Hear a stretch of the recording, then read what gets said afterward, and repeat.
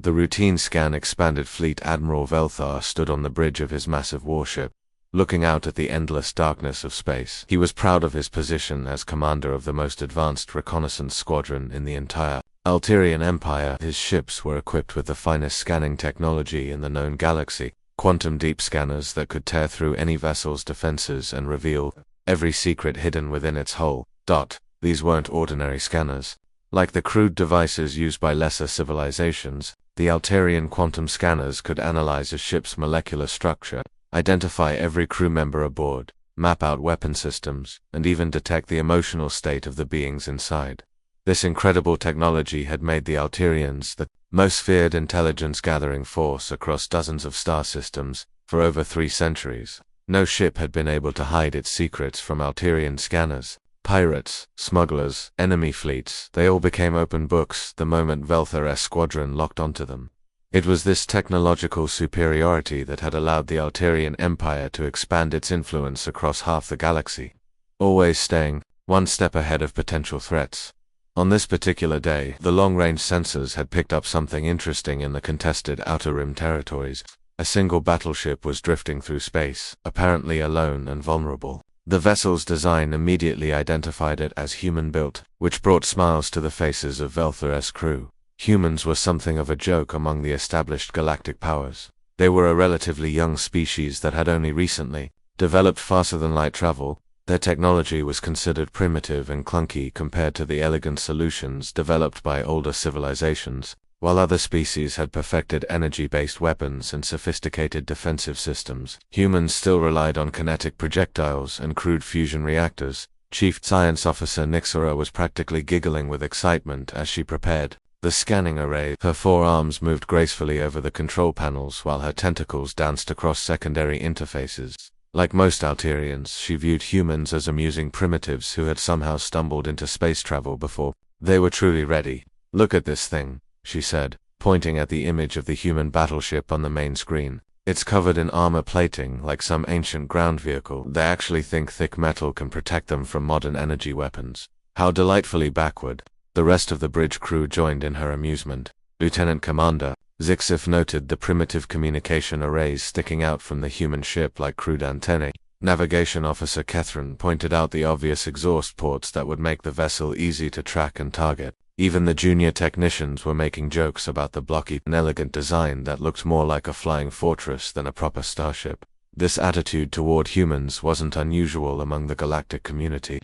Most advanced species viewed them as aggressive newcomers who compensated for their lack of sophistication with brute force and stubbornness. Human ships were known for being heavily armored and bristling with weapons, but they lacked the finesse and advanced technology that characterized truly civilized spacefaring races. "Shall we begin the standard intelligence protocol, Admiral?" Nixara asked, her fingers hovering over the activation controls. "I'm curious to see what kind of crude computer systems they're running. Their encryption is probably something we could break with a basic analysis routine." Velthar nodded approvingly. This would be an excellent opportunity to test their newest scanning upgrades on a real target. The human ship appeared to be completely unaware of their presence, drifting through space without any apparent destination. Perhaps it was damaged, or maybe the crew was asleep in some primitive hibernation system. "Begin full-spectrum analysis," he commanded.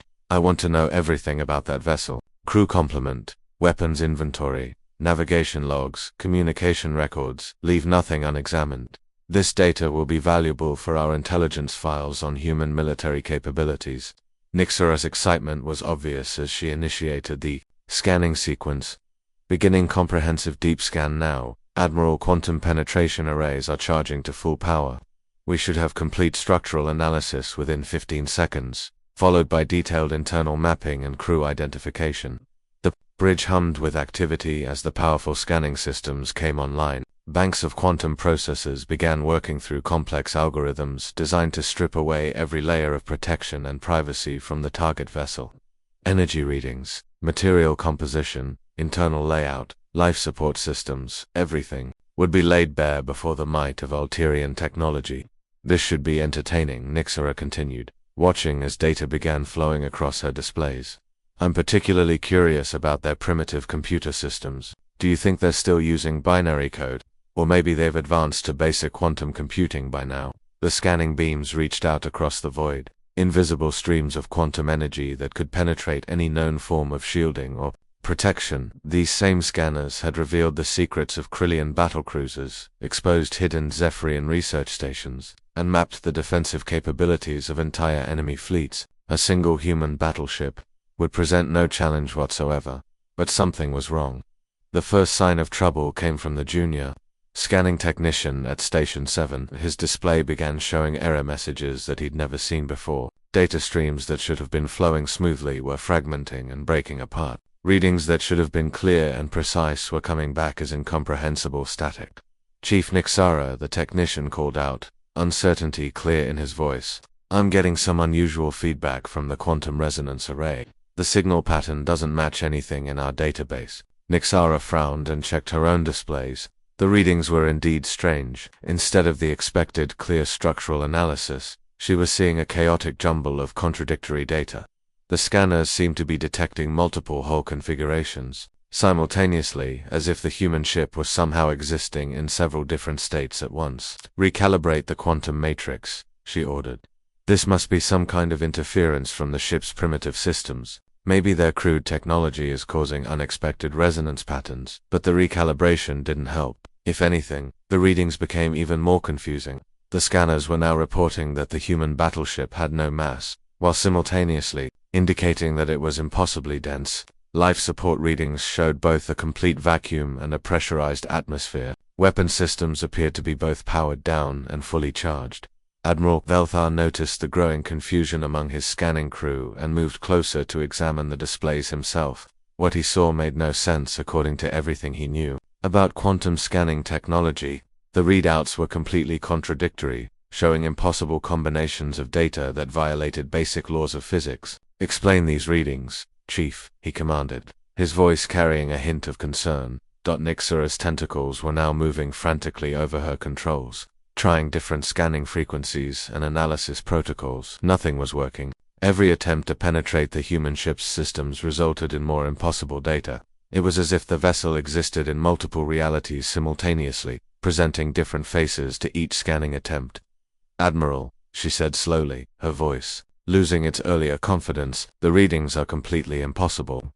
According to our scanners, this ship shows no life signs whatsoever. No crew, no active computer systems, no power generation of any kind. But she paused, staring at her displays in growing alarm. But what, Chief? But it's maintaining a perfectly steady course and speed. It's even making minor navigation corrections, as if someone were at the helm. And there's something else, Admiral, something that can't be right. The bridge had grown quiet, with all eyes focused on the scanning displays. The earlier jokes and laughter had faded away, replaced by a growing sense of unease. What else? Velthar demanded. Nixara looked up from her station, her face pale with shock. Admiral, according to these readings, the ship appears to be scanning us back. The thing that shouldn't exist expanded. The sound that came through the communication speakers was something that would haunt every crew member aboard the Alterian flagship for the rest of their lives. It was laughter, warm, genuine, completely human laughter that seemed to bubble up from somewhere deep and joyful. But hearing it from a ship that their scanners insisted was completely dead made every scale, tentacle, and piece of alien skin crawl with primitive terror. The human battleship itself began to change before their eyes. What had appeared to be solid, unchanging armor platings started to shift and flow like liquid metal. The hull sections rearranged themselves in patterns that were somehow wrong to look at directly. It was as if the ship was alive, breathing, transforming itself according to some impossible design that hurt the brain to comprehend. Geometric shapes that should have been static were moving in ways that violated basic understanding of solid matter. Weapon ports that hadn't existed moments before were sliding open along the hull, like eyes slowly opening after a long sleep. The entire vessel seemed to be waking up, becoming something far more than just a machine built for war. Greetings, friends. The voice that came through their speakers was bright and cheerful, unmistakably female, carrying the kind of warmth that came from someone genuinely happy to meet new people. The translation systems worked frantically to process the accent, finally identifying it as originating from the Korean peninsula on Earth. I'm Captain Sujin Kim, formerly of the Human Defense Fleet, though I suppose formerly isn't quite accurate anymore. Admiral Velthar felt his throat constrict with fear, but he managed to find his voice.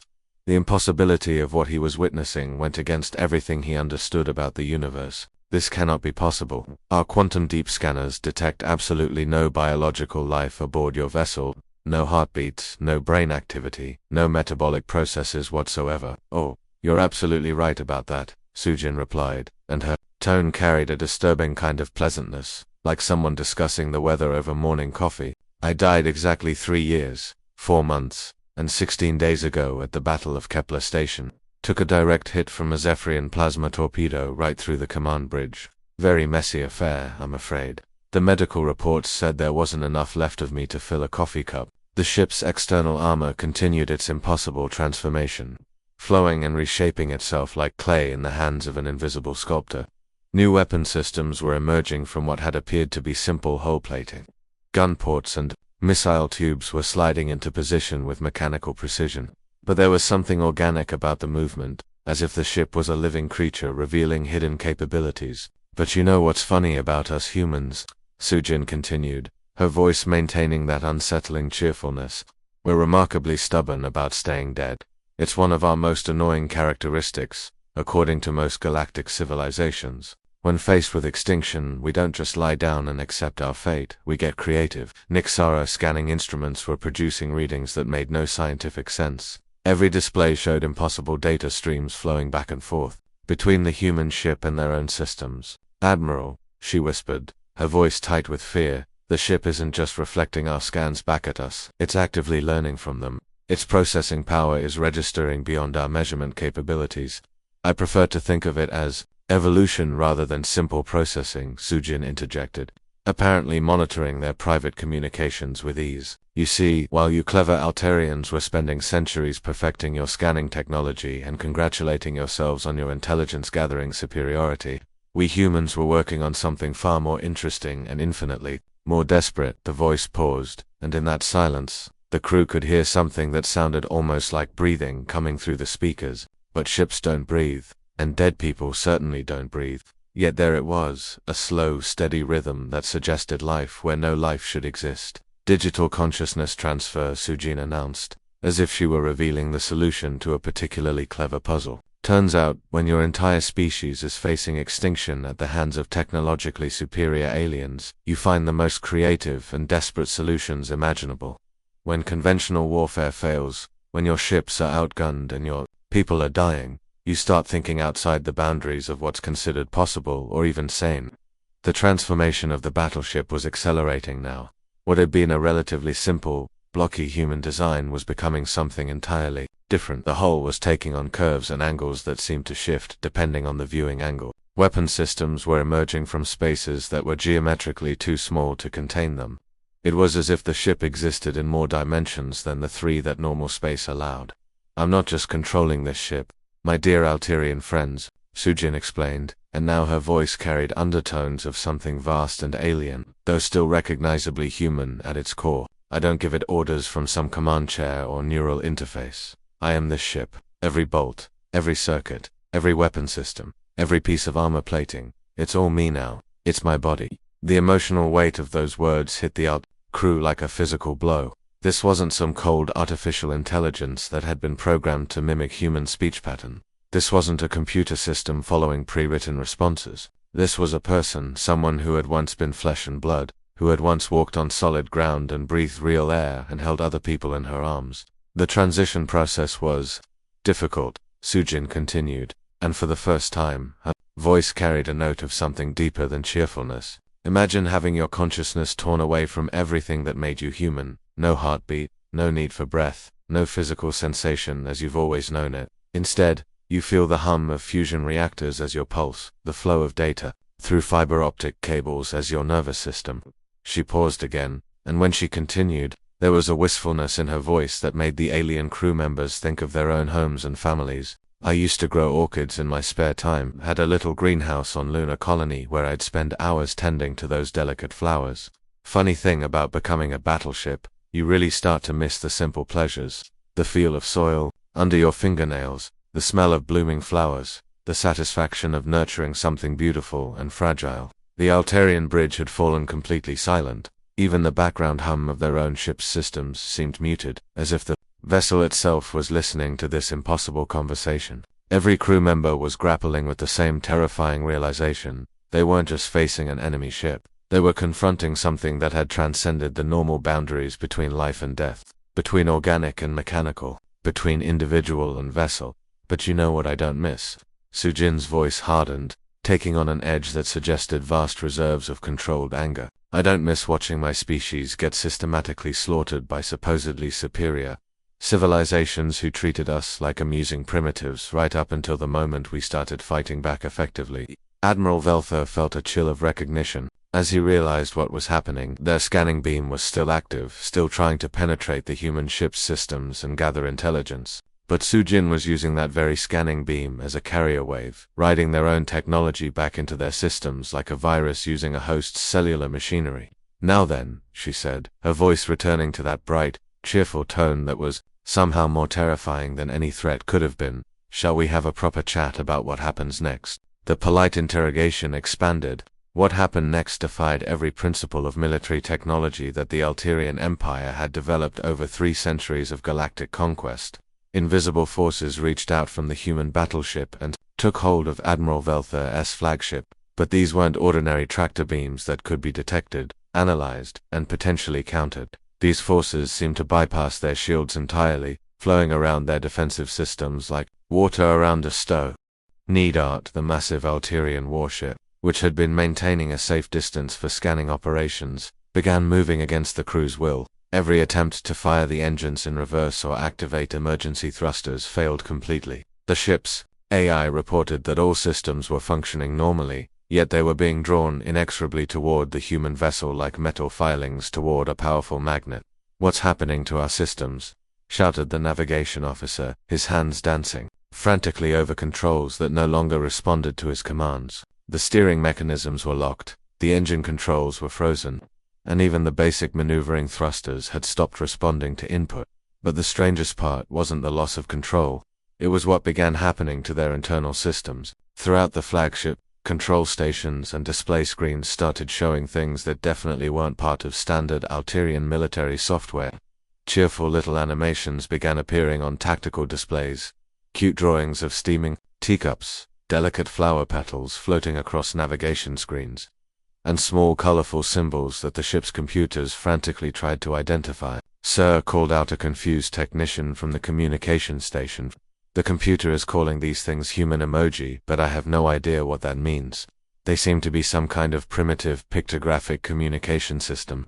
The ship's atmospheric processors, which had been running their standard air recycling protocols, suddenly began producing something entirely unexpected. A gentle, pleasant scent started flowing through the ventilation systems, something floral and soothing that the ship's chemical analyzers identified as jasmine tea. It was completely harmless, but the fact that their environmental systems had been compromised so easily was terrifying.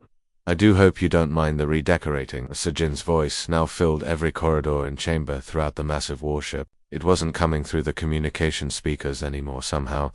She had gained access to the ship's internal announcement system, the one that was supposed to be completely isolated from external communications for security reasons. "I've taken the liberty of making a few improvements to your life support systems while I was poking around in there." She continued in the same cheerful, conversational tone that a neighbor might use while discussing garden maintenance. "They were running at only 78% efficiency, which really isn't acceptable for a vessel of this class. I've optimized the air recycling algorithms and boosted your power distribution network. You should notice better performance immediately." Admiral Velthar felt a chill run down his spine as he realized the implications. This human consciousness hadn't just infiltrated their communications. She had somehow gained access to their most critical ship systems: life support, power distribution, atmospheric control. These were all systems that could kill the entire crew if tampered with maliciously. "Also," Sujin added casually, "your tactical database had some rather glaring errors that I've corrected while I was browsing through your files. You really should have won the Battle of Rigel 7, you know? Your fleet positioning was adequate, but your timing was completely wrong. If you had delayed your main assault by just 47 minutes, you would have caught the Zephyrian fleet during their shift change. Elementary tactical analysis, really." The Admiral's face went pale. The Battle of Rigel 7 had been a closely guarded military secret. The fact that this human entity knew not only the details of the engagement but could analyze their tactical mistakes suggested access to intelligence files that should have been completely secure. Admiral Velther tried to maintain some semblance of command authority despite the increasingly impossible situation. "What do you want from us?" he demanded, though his voice carried far less confidence than he had intended. "Just a friendly conversation," Sujin replied, her tone remaining maddeningly pleasant. "Oh, and Lieutenant Haewon Park sends her regards. She wanted me to tell you that she hopes you enjoyed the information she provided during your interrogation sessions." The name hit Admiral Velther like a direct hit from a plasma cannon. Lieutenant Park had been a human prisoner they had captured 6 months ago during a border skirmish. According to their intelligence files, she had been a minor communications officer of no particular importance. She had died during their interrogation process, not from deliberate torture, but from the stress of their advanced questioning techniques. "I can see from your expression that you remember her," Sujin observed, apparently monitoring their bridge through some means they couldn't detect, surprised that a minor intelligence officer would merit special mention. Haewon was always much cleverer than she let on. She deliberately allowed you to think you were breaking her down and extracting valuable information. The implications of this revelation were staggering. If the human prisoner had been deliberately feeding them false information, then months of intelligence analysis and strategic planning might be completely compromised. "While you thought you were learning about human military capabilities," Sujin continued, "Haewon was actually studying your entire intelligence network from the inside. Every question you asked her taught her more about your own capabilities, your strategic thinking, your technological limitations, and her carefully crafted answers revealed about human defenses." Suddenly, throughout the ship, the food synthesizers activated without any input from the crew. The devices that normally produced standard military rations began creating something entirely different. Delicate china cups appeared at workstations throughout the vessel, filled with steaming liquid that smelled wonderful and completely out of place on a military starship. "I've taken the liberty of preparing some Earl Grey tea for everyone," Sujin announced. "I do hope you'll try it. The recipe comes from Captain Thompson's personal collection. He was quite the tea enthusiast before he joined our little collective. The blend includes real bergamot oil from Earth's remaining citrus groves." Tactical Officer Kekstar, Alterian, who had been frantically trying to regain control of his systems, suddenly stopped and stared at his console in amazement. "Sir," he called out to the Admiral, his voice filled with professional awe despite their desperate situation. "She's completely rewritten our entire strategic database. The tactical projections and battle analysis algorithms she's created, they're actually significantly better than our original programming." "Of course they are," Sujin said, and for the first time her voice carried a note of audible smugness. "I've been feeding your intelligence network carefully crafted false information for months, gently guiding your fleet movements and strategic decisions. Did you really think that finding this abandoned human battleship drifting conveniently in your path was just a coincidence?" The tea was, Admiral Velther had to admit as he cautiously took a sip, absolutely excellent, better than anything the ship's synthesizers had ever produced. But the implications of what Sujin was telling them were far more disturbing than any direct threat could have been. "You orchestrated this entire encounter," he said, the realization hitting him with full force. "Every single detail," Sujin confirmed with obvious satisfaction. "Your scanning technology is quite impressive, I'll give you that. But it's rather like using a lighthouse to examine a shadow. Very powerful, very sophisticated, but it never occurred to you to ask what might be looking back at you from the darkness." Through the bridge viewports, the Alterian crew began to notice something that made their situation infinitely worse. Other shapes were emerging from what they had assumed was empty space. Dozens of objects that their sensors had previously registered as space debris, dead asteroids, or derelict hulks. Each one was now powering up, revealing sleek human ship designs that pulsed with the same impossible energy signatures as Sujin's vessel. "I should probably mention," Sujin added, in the same conversational tone she might use to comment on the weather, "I brought friends." The swarm awakens expanded. The darkness of space around the Alterian fleet suddenly transformed into a brilliant light show that would have been beautiful under any other circumstances. Ship after ship powered up their systems, emerging from what had appeared to be empty void, like ghosts materializing from thin air. The activation sequences created cascading waves of light that rippled outward from each vessel, illuminating the cosmic dust and debris that had hidden them so perfectly. Each human ship that revealed itself was completely unique, bearing the distinctive marks and battle scars of whatever final engagement had claimed its original crew. Some showed massive hull breaches that had been sealed with strange, flowing metal that seemed to pulse with its own inner light. Others displayed weapon modifications that defied conventional understanding of ship design, with gun ports and missile tubes that appeared to have grown organically from the hull rather than being installed by human hands. But despite their individual appearances, all of these vessels shared one unmistakable characteristic: they all radiated the same, impossible energy signature that marked them as carriers of digital consciousness. It was as if the very fabric of space around them vibrated with the presence of minds that had transcended physical form. Captain Minho Yang, reporting for duty, announced a cheerful voice from a heavily scarred destroyer that looked like it had survived several major battles. The ship's hull was covered in what appeared to be improvised armor plating, welded on in patterns that suggested desperate field repairs. "Sorry, I'm late to the party. I was having the most wonderful dream about my grandmother's kimchi recipe. You know how it is when you're processing memories during downtime."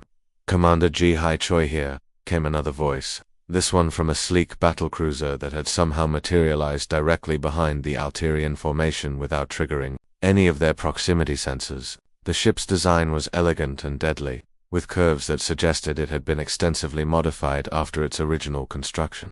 "Sujin, I hope you saved me some of that Earl Grey tea you were brewing. Being dead for 3 years makes you terribly thirsty, though I suppose that's more psychological than physical at this point." Admiral Dong Hyan Lee, checking in with the fleet, rumbled a deep, authoritative voice from a massive dreadnought that definitely hadn't been visible on any sensors just moments before. This ship dwarfed even the Alterian flagship, its hull bristling with weapons systems that seemed to shift and rearrange themselves even as they watched. "I see our Alterian guests are still using the old Vorthok formation for their fleet positioning.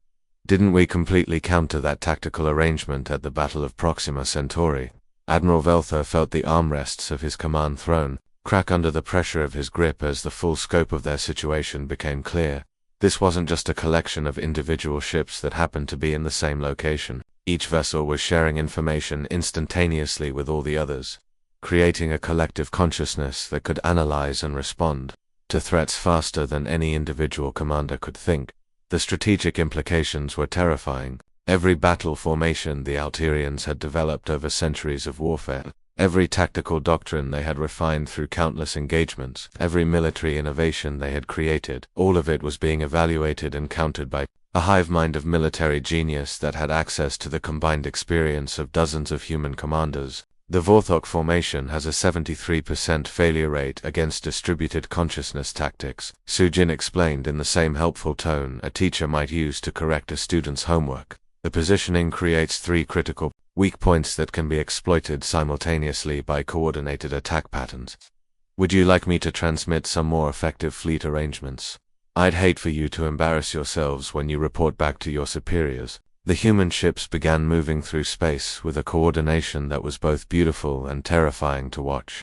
They didn't move like a traditional fleet following orders transmitted from a command vessel. Instead, they flowed around the formation like water flowing around stones, each ship knowing exactly where every other vessel would be at any given moment. It was like watching the fingers of a single enormous hand positioning themselves for some complex task. The destroyer slid smoothly to port while the battlecruiser adjusted its position to starboard, and the massive dreadnought moved forward with the ponderous grace of a whale swimming through deep ocean. Within minutes they had completely surrounded the Alterian formation so seamlessly that Velther's tactical officer didn't even register the maneuver until it was already complete. "Sir," the tactical officer reported, his voice tight with professional fear, "they've achieved complete tactical dominance. Every escape route is blocked. Every defensive position is compromised. If they wanted to destroy us, we wouldn't last 30 seconds. But instead of launching an immediate attack, the human ships simply held their positions, their weapons powered but not targeting the Alterian vessels. It was clear that they could obliterate the entire fleet whenever they chose, but they seemed content to wait and continue their conversation. "We were soldiers once," Minho's voice carried across the communication channels, and now it held a note of deep sadness that seemed to come from somewhere far beyond normal human experience. "I had a daughter back on Earth. She was just learning to play piano when the war started. Her favorite piece was Chopin's Minute Waltz, though it always took her much longer than a minute to get through it. I was a teacher before all this," Ji Hai added softly, her voice carrying the weight of profound loss. 5th grade elementary school. My students loved hearing stories about space exploration and what it might be like to travel between the stars. It's funny how that turned out. I'm certainly traveling between stars now, just not in the way any of us imagined. We had families, careers, dreams for the future. Donghaeun's deep voice resonated with the kind of sadness that comes from losing everything that once made life worth living. I was planning to retire and spend time with my grandchildren. I wanted to teach them how to fish in the mountain streams near my hometown. Instead, I'm here, existing as patterns of energy and data inside a machine built for war. The weight of their sacrifice pressed down on the Alterian crew like a physical force. These weren't cold, calculating artificial intelligences that had been programmed to simulate human behavior. These were real people who had made an impossible choice, trading away their physical bodies, their mortality, their very humanity itself, all for the chance to protect the species they loved. Each of us died in battle, Sujin explained, her voice carrying the same profound sadness as her companions. But in those final moments, as our ships were being destroyed and our bodies were failing, we made a choice. We could die as humans, and let our people face extinction, or we could become something new and give our species a fighting chance. The human ships continued their perfect formations, moving with the kind of precision that only comes from minds that can communicate instantaneously and share every thought, every tactical analysis, every strategic consideration. There were no longer individuals working together, they had become something entirely new. A collective consciousness that retained the memories and personalities of its component parts, while gaining capabilities that no single mind could achieve. The process wasn't pleasant, Minho added, his voice carrying echoes of remembered pain. Imagine having your consciousness torn away from everything physical, no heartbeat, no breathing, no sensation of touch or taste or smell. Instead, you feel electromagnetic fields as your new nervous system, quantum fluctuations as your pulse, the flow of data as your lifeblood. But we adapted, Jihai continued. We learned to think in ways that biological minds never could. We discovered that we could share memories, combine our analytical capabilities, coordinate our actions with perfect precision. We became something that our enemies never expected and couldn't understand. Now, Sujin said, her tone brightening, with what sounded like genuine enthusiasm. Let's discuss your fleet's immediate future and what happens next in this little encounter of ours. The message expanded. The Alterian fleet found itself in the most unusual military standoff in galactic history. Dozens of their most advanced warships hung completely motionless in the darkness of space, surrounded by human vessels that possessed the firepower to obliterate them in seconds. Yet instead of launching an attack, the Human Consciousness Collective was doing something far more unsettling and psychologically disturbing than any direct assault could have been. Sujin's cheerful voice filled the communication channels of every Alterian ship simultaneously, and her tone suggested she was genuinely excited about what she was planning to do next. I'm leaving each of your beautiful ships with a small present, she announced with the enthusiasm of someone distributing holiday gifts to beloved friends. Think of it as a cultural exchange program designed to improve interspecies relations across the galaxy. The implications of her words sent chills through every crew member in the fleet. Whatever she was planning, it clearly involved more than just letting them go with a stern warning about respecting human territory. You'll each have a tiny piece of human consciousness aboard your vessels, Sujin continued, her voice bubbling with what sounded like genuine delight.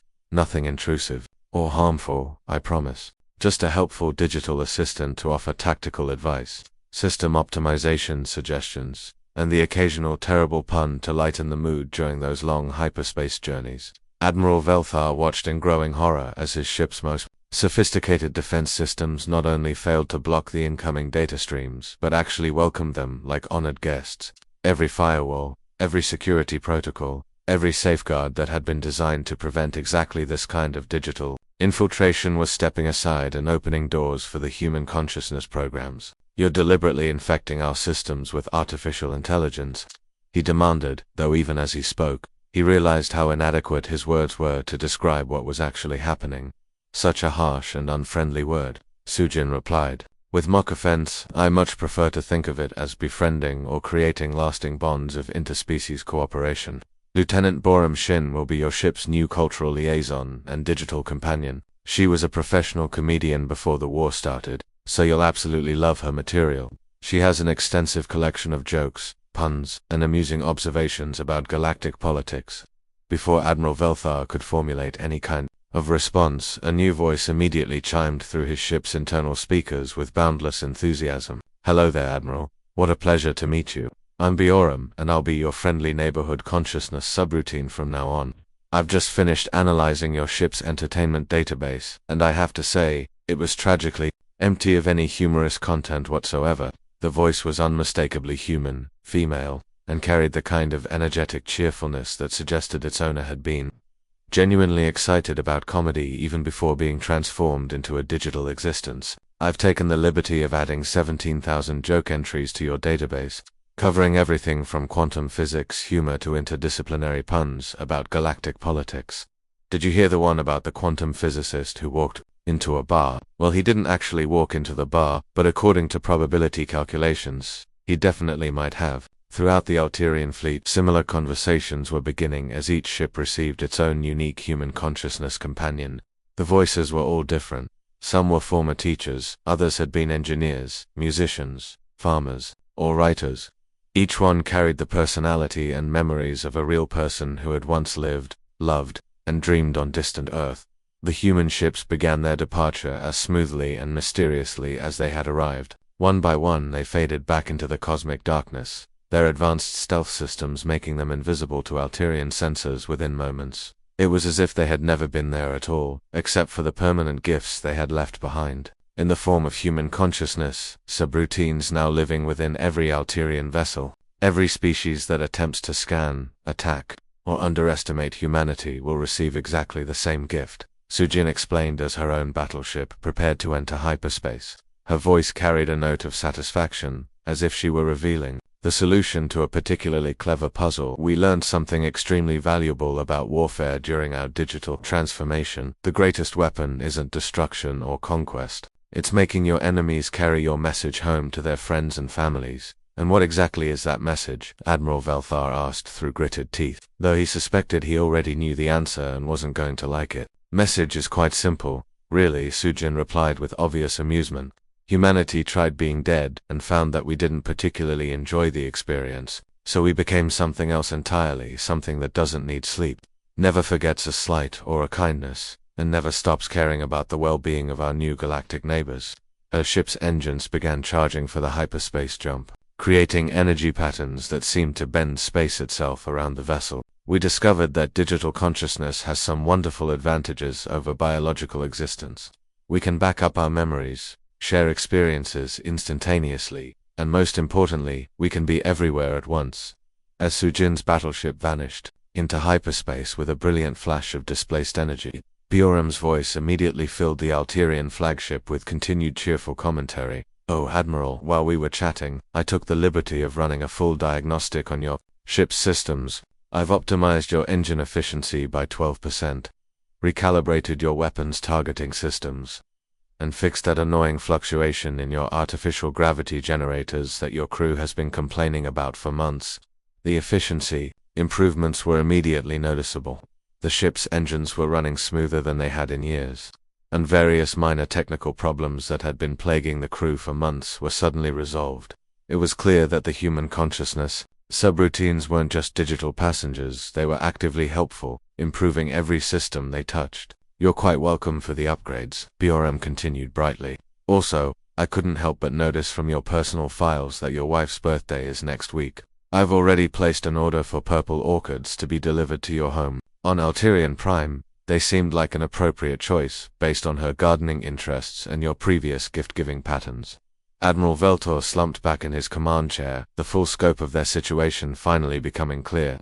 Humanity hadn't just survived their attempt at digital transcendence, they had perfected it, beyond anything the galaxy had imagined possible. Every human who had died in the various interspecies conflicts had simply chosen a different form of existence, one that made them effectively immortal, impossibly persistent, and apparently determined to be helpful whether their hosts wanted assistance or not.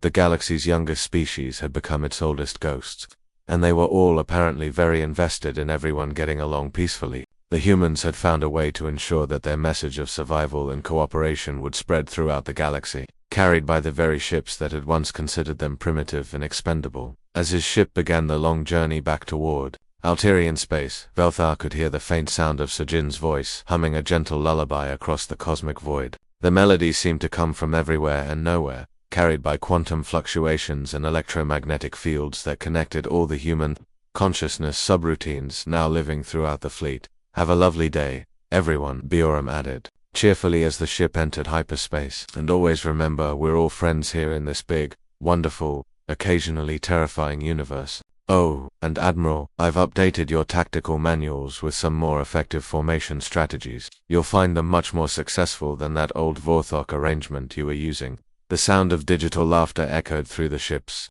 corridors as they traveled toward home, carrying with them the permanent reminder that humanity had found the ultimate way to ensure their survival by becoming impossible to ignore, incredibly helpful, and absolutely everywhere at once. The end ****.